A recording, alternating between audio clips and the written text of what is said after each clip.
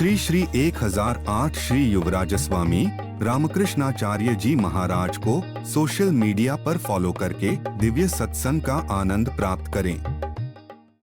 तो क्या ये हम नहीं मान सकते, या हमें क्या ये मानना नहीं चाहिए कि भगवान ने जो विधान किया है, भगवान ने जो व्यवस्था बनाई है, उसके अनुसार हम अपने जीवन का निर्वाह करें, तो उससे भगवान ने जो नियम व्यवस्था हमारे लिए दी है उसके अनुसार जब हम प्रकृति के संसाधनों का, नेचुरल रिसोर्सेस का उपयोग ठीक तरह से करेंगे तो ये समस्या नहीं होगी। क्या ये नहीं माना जा सकता? नमः शब्द के अर्थ में बोलिए, क्यों? नमः का अर्थ मैं भगवान का दास हूं, मैं कुछ नहीं हूं, भगवान ही मेरे मालिक हैं, स्वामी हैं।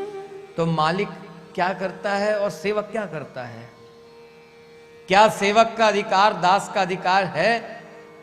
अपने स्वामी ने जो हमको दिया है, जो कहा है, उससे ज्यादा करें, है अधिकार? बोलिए, नहीं ना। तो प्रकृति का दोहन मतलब इतने ज्यादा पृथ्वी से जल को न निकाला जाए, खेतों में जो पराली जलाई जा रही है, जो प्रदूषण का कारण बताया जा रहा है, तो वो तो वैज्ञानिक भी मना कर रहे हैं और शास्त्र भी मना करता है, ऋषियों ने भी मना किया हुआ, मत करो। लेकिन लोगों के बुद्धि विचार इस तरह के हो गए हैं कि नहीं, इसको जल्दी से नष्ट करो, तो उसमें धरती की उपजाऊ शक्ति जो है, उर्वरा क्षमता जो है धरती की, वो भी नष्ट हो रही है।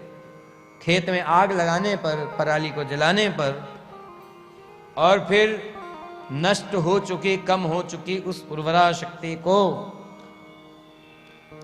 जमीन के उस शक्ति को बढ़ाने के लिए जो केमिकल फर्टिलाइजर्स का उपयोग कर रहे हैं, उसके कारण और अधिक हानि हो रही है।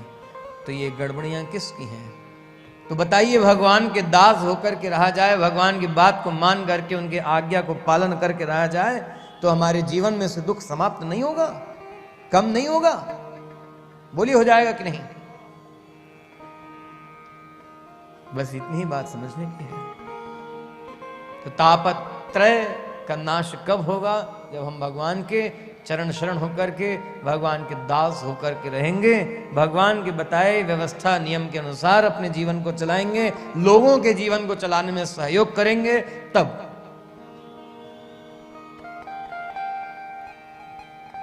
मनुष्य शरीर हमको मिला, इसका मतलब ये नहीं, इसका मतलब ये नहीं कि हम केवल अपने लिए ही सब कुछ करेंगे, दूसरे के अधिकार को छीनेंगे, दूसरे के अधिकार के ऊपर अपना अधिकार करेंगे, ये मतलब नहीं है। फिर नमः शब्द में यह भी आता है,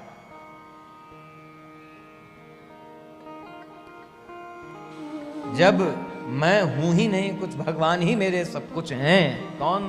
श्री कृष्ण ही मेरे सब कुछ हैं, तो फिर